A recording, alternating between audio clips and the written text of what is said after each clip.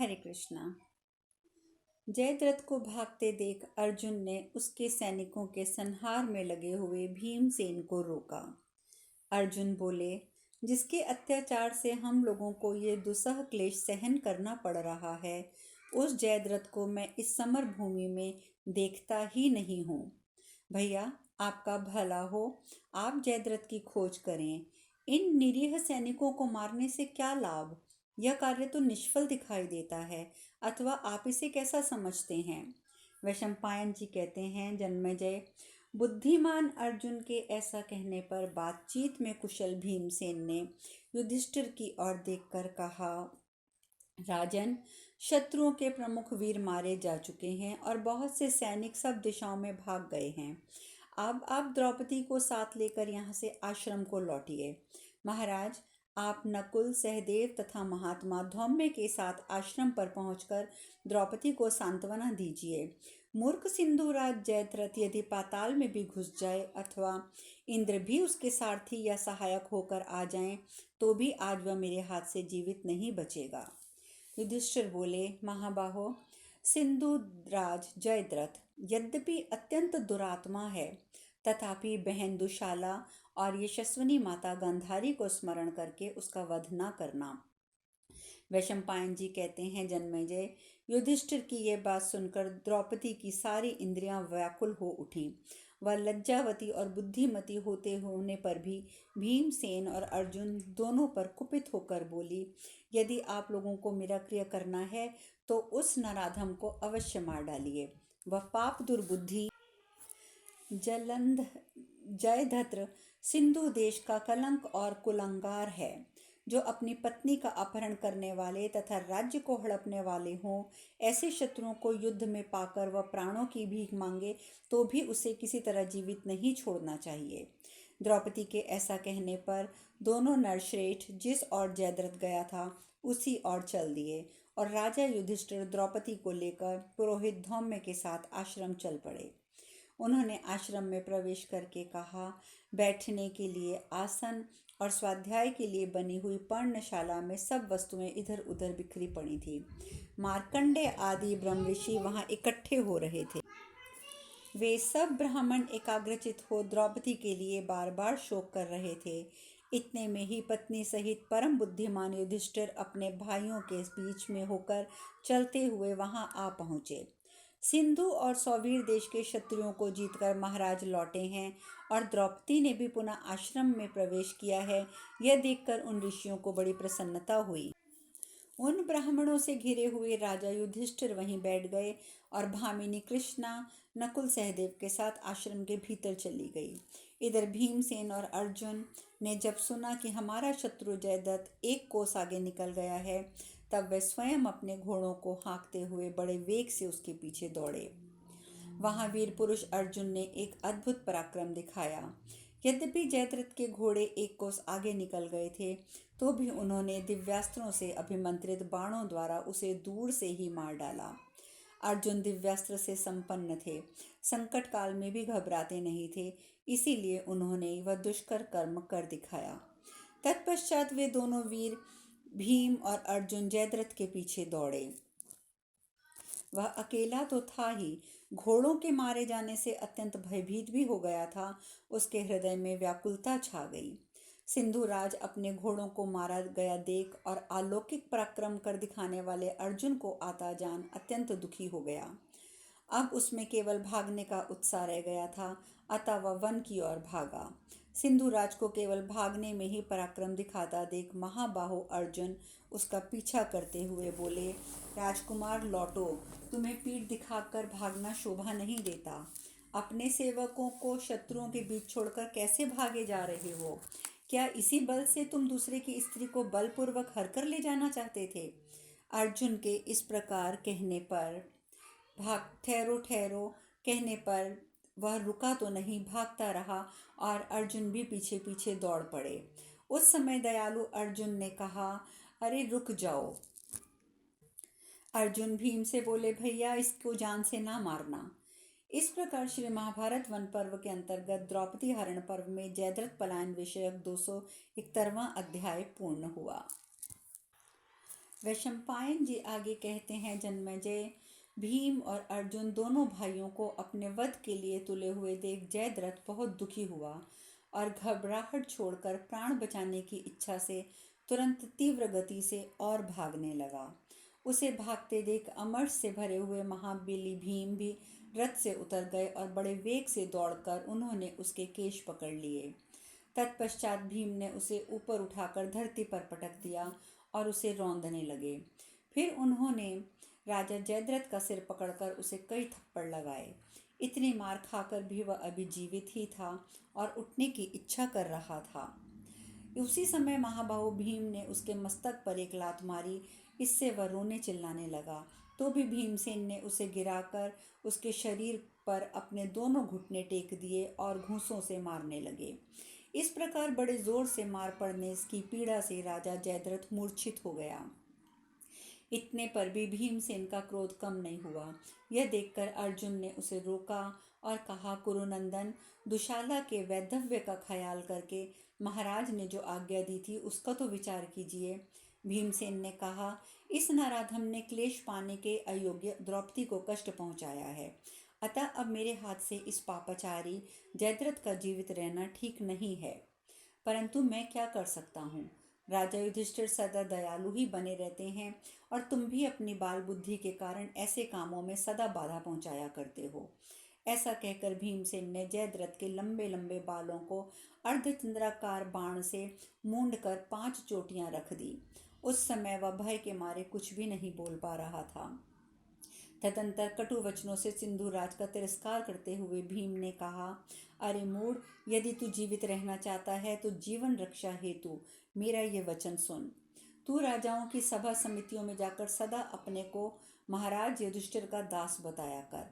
यह शर्त स्वीकार हो तो तुझे जीवन दान दे सकता हूँ। युद्ध में विजय पुरुष की ओर से हारे हुए के लिए ऐसा ही विधान है। उस समय सिंधुराज जयद्रथ धरती पर घसीटा जा रहा था। उसने उपयुक्त शर्त स्वीकार कर ली और युद्ध में शोभा पाने वाले पुरुष सिंह भीमसेन ने अपनी स्वीकृति स्पष्ट बता दी। तदंतर वह उठने की चेष्टा करने लगा। तब कुंती कुमार विकोधर ने उसे बांध कर रथ पर डाल दिया। वह बेचारा धूल से लथपथ और अचेत हो रहा था। उसे रथ पर चढ़ाकर आगे आगे भीम चल रहे थे, पीछे पीछे अर्जुन। आश्रम पर आकर भीमसेन ने वहां मध्य भाग में बैठे हुए राजा युधिष्ठिर के पास पहुंचकर खड़े हो गए। भीम ने उसी अवस्था में जयद्रथ को महाराज के सामने उपस्थित कर दिया। उसे देखकर राजा युधिष्ठिर जोर जोर से हंसने लगे और बोले, अब इसे छोड़ दो। तब भीमसेन ने भी राजा से कहा, आप द्रौपदी को सूचित कर दीजिए कि पापात्मा जयद्रथ पांडवों का दास हो चुका है। तब बड़े भाई युधिष्ठिर ने प्रेम पूर्वक भीमसेन ने कहा, यदि तुम मेरी बात मानते हो तो इस पापाचारी को छोड़ दो। उस समय द्रौपदी ने भी युधिष्ठिर की ओर देखकर भीमसेन से कहा, आपने इसका सिर मूंडकर 5 चोटियां रख दी हैं तथा ये महाराज का दास हो गया है, अतः अब आप इसे छोड़ दीजिए। राजन, तब जयद्रथ बंधन से मुक्त कर दिया गया। उसने विहल होकर राजा युधिष्ठिर के पास जाकर उन्हें प्रणाम करके पश्चात वहां बैठे अन्य मुनियों को देखा तो उनके चरणों में भी अपना मस्तक झुकाया। उस समय आदर देते हुए अर्जुन ने जयद्रथ का हाथ थाम लिया। तब दयालु राजा धर्मपुत्र युधिष्ठिर ने जयद्रथ की ओर देखकर कहा, सिंधुराज, अब तू दास नहीं रहा, जा, तुझे छोड़ दिया है, फिर कभी ऐसा काम ना करना। अरे तू पराई स्त्री की इच्छा करता है, तुझे धिक्कार है। तू स्वयं तो नीच है ही, तेरे सहायक भी अधम है। तेरे सिवा दूसरा कौन ऐसा नराधम है जो ऐसा धर्म विरुद्ध कार्य कर सके। तेरा ये कर्म संपूर्ण लोक में निंदित है। अब अशुभ कर्म करने वाले जयद्रथ मृत प्राय सा हो गया था। यह देखकर और समझकर भरत श्रेष्ठ राजा युधिष्ठिर ने उस पर कृपा की और कहा, तेरी बुद्धि धर्म में उत्तरोत्तर बढ़ती रहे, तू कभी अधर्म में ना लगना, मन ना लगाना। जयद्रथ, अपने रथ, घोड़े, पैदल सबको साथ लिए कुशल पूर्वक चला जा। राजन, युधिष्ठिर के ऐसा कहने पर जयद्रथ बहुत लज्जित हुआ और नीचा मुंह किए वहां से चुपचाप चला गया। जन्मेजय, वह पराजित होने के महान दुख से पीड़ित था, अतः वहां से घर न जाकर गंगा द्वार को चला गया। वहां पहुंचकर उसने 3 नेत्रों वाले भगवान उमापति की शरण लेकर तपस्या आरंभ की। इससे भगवान शंकर प्रसन्न हो गए। त्रिनेत्रधारी महादेव ने प्रसन्नतापूर्वक स्वयं दर्शन देकर उसकी पूजा ग्रहण की। जन्मेजय भगवान ने उसे वर दिया और जयद्रथ ने उसको ग्रहण किया। वह वर क्या था यह मैं तुम्हें बताता हूँ, सुनो। मैं रथ सहित 5 पांडवों को युद्ध में जीत लूं, यही वर सिंधुराज ने महादेव जी से मांगा। परंतु महादेव जी ने कहा, ऐसा नहीं हो सकता। पांडव अजय हैं और अवध्य हैं। तुम केवल एक दिन युद्ध में महाबाहु अर्जुन को छोड़कर अन्य 4 पांडवों को आगे बढ़ने से रोक सकते हो। देवेश्वर नर जो बद्रिका आश्रम में भगवान नारायण के साथ रहकर तपस्या करते हैं, वे ही अर्जुन हैं। तुम तो क्या संपूर्ण लोक मिलकर भी जीत नहीं सकते। उनका सामना करना तो देवताओं के लिए भी कठिन है। मैंने उन्हें पाशुपत नामक दिव्य अस्त्र प्रदान किया है, जिसके जोड़ का कोई दूसरा अस्त्र भी नहीं है। इसके सिवा अन्याय लोकपालों से भी उन्होंने वज्र आदि महान अस्त्र प्राप्त किए हैं। अब मैं तुम्हें नरस्वरूप अर्जुन के सहायक भगवान नारायण की महिमा बताता हूँ, सुनो। जब भगवान नारायण देवताओं के भी देवता, अनंत स्वरूप, सर्वव्यापी, देवगुरु, सर्वसमर्थ, प्रकृति पुरुष, अव्यक्त विश्वात्मा एवं विश्वरूप हैं, प्रलय काल उपस्थित होने पर वे भगवान विष्णु ही कालाग्नि के रूप में प्रकट होकर पर्वत, समुद्र, द्वीप, शैल, वन, काननों सहित संपूर्ण जगत को दग्ध कर देते हैं। फिर पाताल तल में विचरण करने वाले नागलोक को भी वे भस्म कर देते हैं। काल अग्नि द्वारा सब कुछ भस्म हो जाने पर आकाश में अनेक रंग के महान मेघों की घोर घटा घिर आती है। भयंकर स्वर में गर्जना करते हुए वे बादल बिजलियों की मालाओं से प्रकाशित हो संपूर्ण दिशाओं में फैल जाते हैं और सब और वर्षा करने लग जाते हैं। इससे प्रलयकालीन अग्नि बुझ जाती है। संवर्तक अग्नि का नियंत्रण करने वाले वे महावेग लंबे सर्पों के समान मोटी धाराओं से जल गिराते हुए सबको डुबो देते हैं। उस समय संपूर्ण दिशाओं में पानी भर जाने से चारों ओर एकाकार जलमय समुद्र ही दृष्टिगोचर होता है। उस एकार्ण वल के जल में समस्त चराचर जगत नष्ट हो जाता है।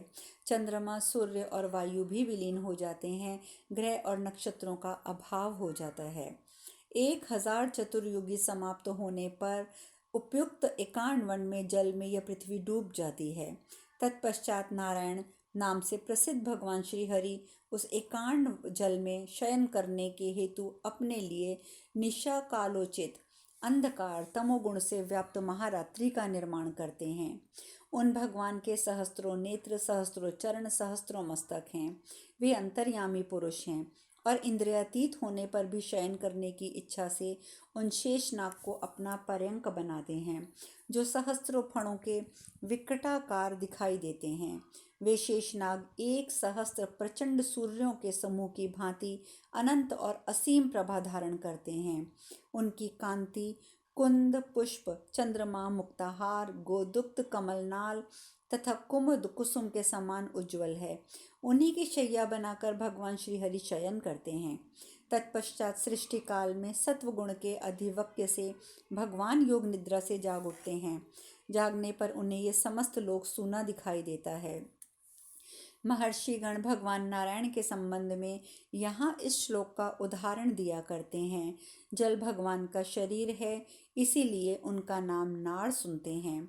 वह नार ही उनका आयन अर्थात ग्रह है, अथवा उसके साथ एक होकर वे रहते हैं, इसीलिए उन भगवान को नारायण कहा गया है।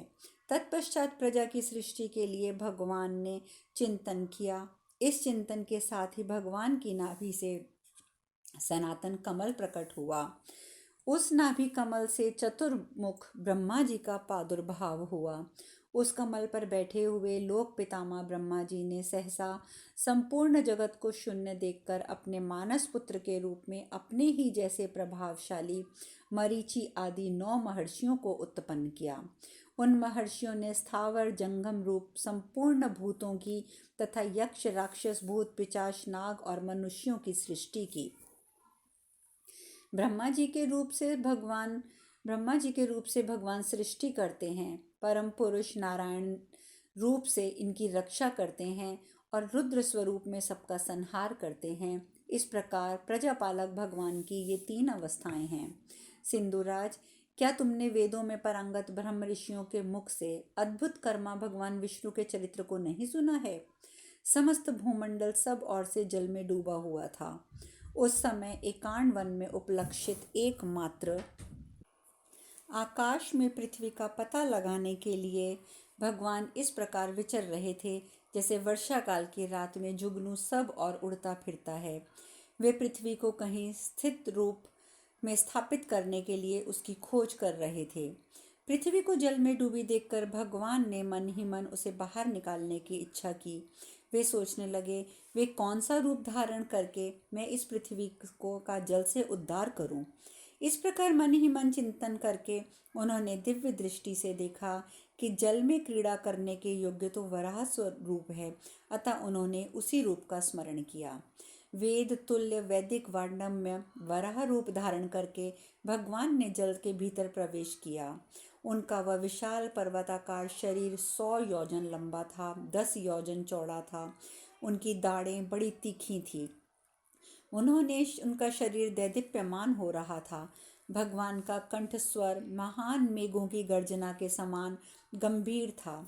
उनकी अंग कांति नील जलधर के समान श्याम थी।